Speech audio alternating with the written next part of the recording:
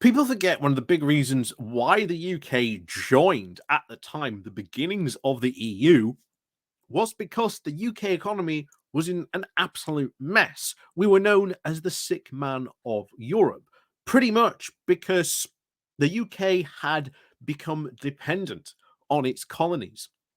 And people forget how that system worked.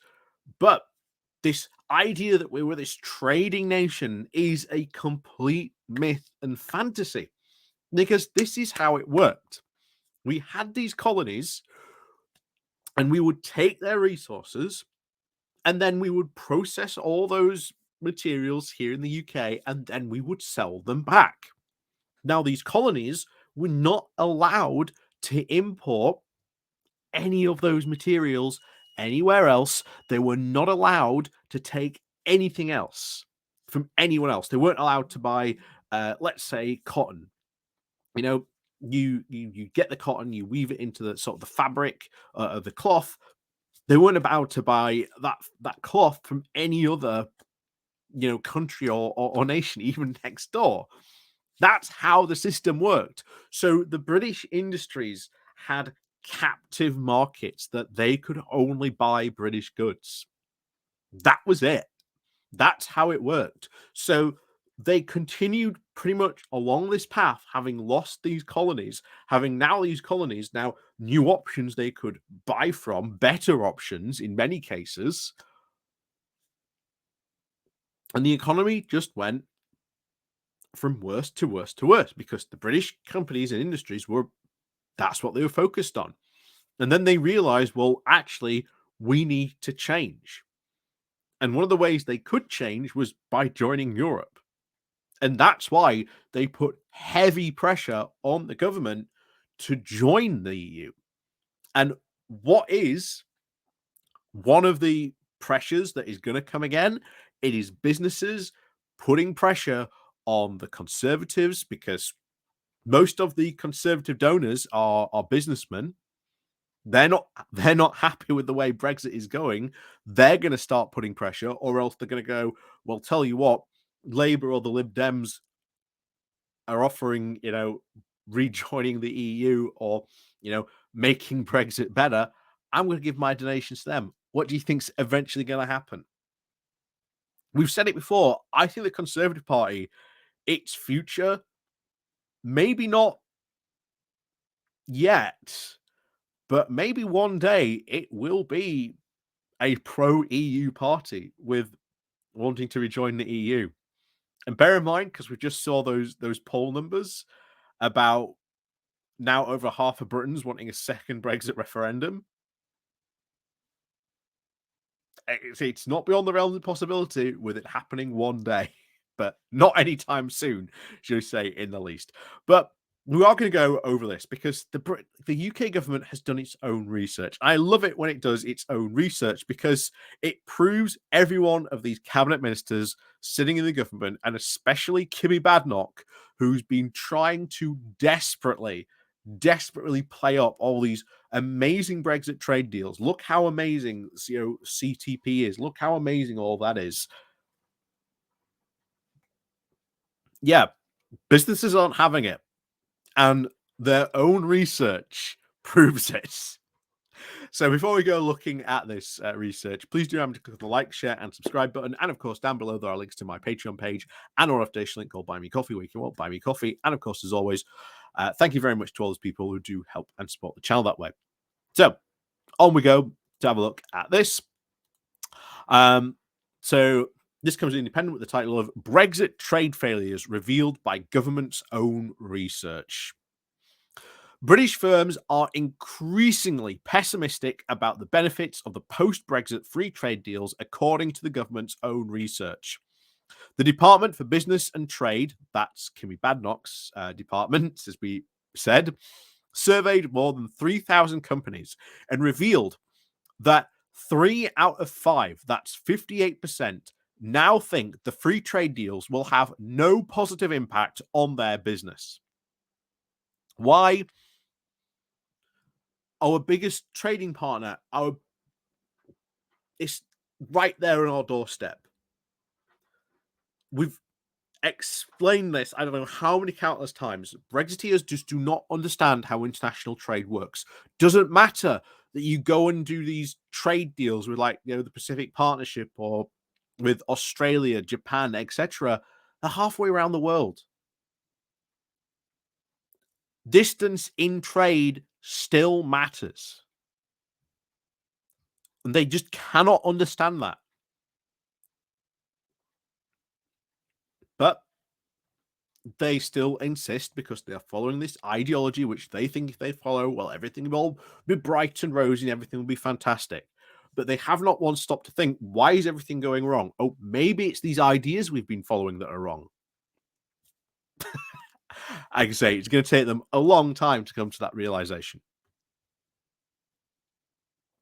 But that is now up from 54% of the previous year.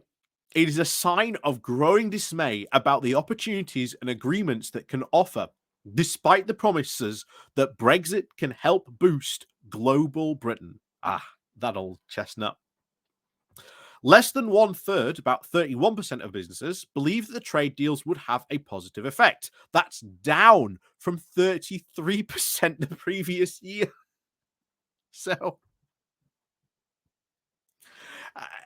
doesn't surprise me at all. And this just comes at the latest polling that has shown that most voters are now gloomy about Brexit's impact on Britain's juddering economy, with some 61% that believe that the UK's exit from the EU has left the country worse off. The annual survey of British companies exporting's behaviour does show that concerns relating to the EU's exit from the EU are continued to be prominent, with firms citing red tape and supply chain issues. Again, not shocking. This is exactly everything we warned about in 2016 and everything onward that we said that would go on and affect these companies. And these companies have been pretty vocal about what these effects would be. So it is not a shock at all that the British government or the Department for Business and Trade would find this. So in 2017, almost 3 in 4, that's 73% of companies, said that there was a lot of demand for UK goods and services. But that figure has now dropped to 55% in the last survey. And why has that been? Well, one of the big selling points of the UK to countries around the world was that we were part of the EU. That's why Nissan came and set up its plant in Sunderland, because we were the gateway to the EU.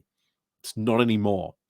And shock horror, there is now a big loss for demand for UK goods and services around the world.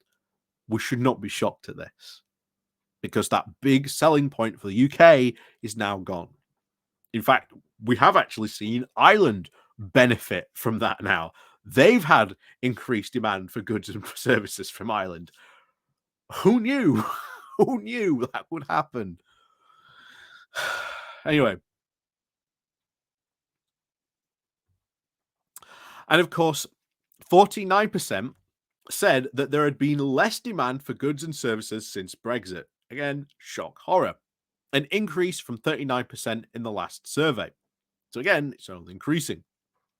William Bain, the head of trade policy at the British Chamber of Commerce, said, "It doesn't surprise me that companies feel pretty sore about things, that this is what our survey data shows as well.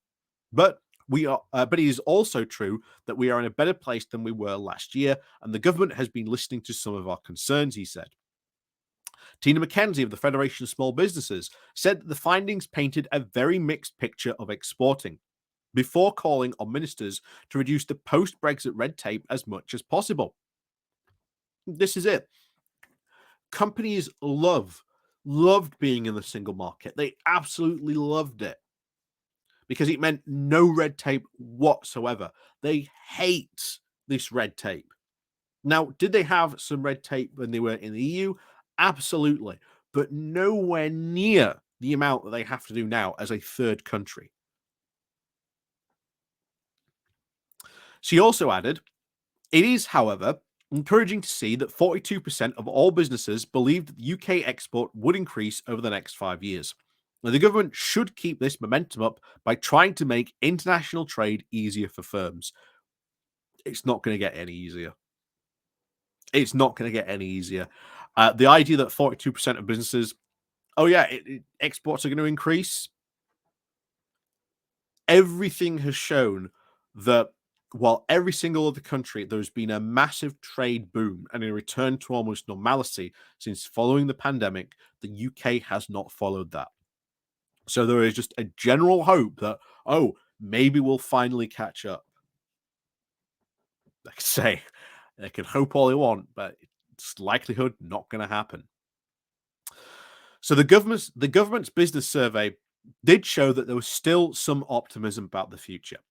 The position of firms which say that there was a lot of opportunity for their business to grow internationally has increased from 58% to 52%. So, and bear in mind, this isn't jobs in the UK. That means they can grow internationally, meaning um, we'll send jobs and other things and set up investment in other countries because we're not. What's the point of doing it in the UK? And again, that's bad for your economy. So, a spokesperson for the Department of Business and Trade said that exports had rose to 852 billion in the year by the end of June. The government also expected to see the fruits of the recently struck deals with Australia and New Zealand in the months and years ahead. All those agreements clearly say we get nothing. We get like 0.01%, which is nothing on a grand scale. It's absolutely nothing. And of course, there will be incredible downsides to those deals. The Australian deal and the farming that it's going to cause to UK farmers here. Oh boy, are they not going to like those those those cheap meat imports coming from Australia very soon? Oh boy, are they not going to like that at all? The government does hope for trade spikes from the UK deals with Australia and New Zealand, saying that the selective use of polling stats only paints half a picture, to the spokesperson for the department. 58% of those very same businesses said that there is a lot of opportunity to grow internationally. And the majority of companies who are ready to export or export already are using some of our expert support services to grow their businesses. Still, absolutely terrible, by the way. It's not exactly all they're good. And of course, this is the other big point. Meanwhile, the Brexit border checks on food, animal, plant, and products imported from the EU are expected to be delayed for a fifth time. So that's not helpful at all because you have to bring in those checks sooner or later.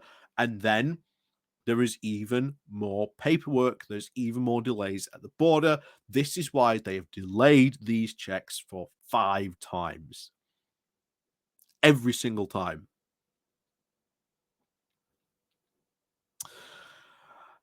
Mackenzie said that it might be helpful for some news for some, but some firms are still waiting for the official word from the government, she added. They certainly need to be able to plan ahead, especially when approaching Christmas. It comes as the latest public polling data for growing support for a second Brexit referendum on EU membership, as nearly half of Britons want another one in the next 10 years, a YouGov survey showed. And more than a quarter of people, 26%, support a referendum as soon as the end of 2023. And 20% of people who voted leave want another referendum within the next 10 years. And we've gone over that. But yeah, should we be surprised? Should we be surprised by this? Absolutely not. And bear in mind, this optimism they have, this like, oh yeah, we're going to grow internationally. That's not in the UK. That's not in the UK. That's we'll pick up our factory and we'll open up factories and warehouses elsewhere outside of the UK.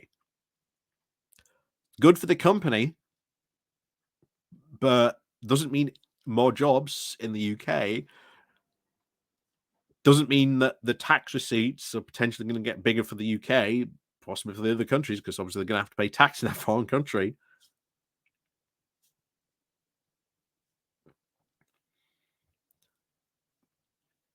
So businesses are already have been very clear that the idea that the Department for Business and Trade and Kimmy Badnock can look upon those survey results and say, "Oh yes, that's a good thing." Businesses are increasingly saying, "No, actually, this isn't going to help us at all. This is terrible." And what they want, and they are saying it very clear, they want rid of that Brexit red tape. Businesses loved the single market customs union, and they want back in it. And it won't be. And I keep on saying this. We need to really start prodding businesses to say, "Hey, that's what you need to start saying." And then once that pressure starts to apply, that's when there'll be a bit more panic in the Conservative Party, certainly in the pro-Brexit quarters as well.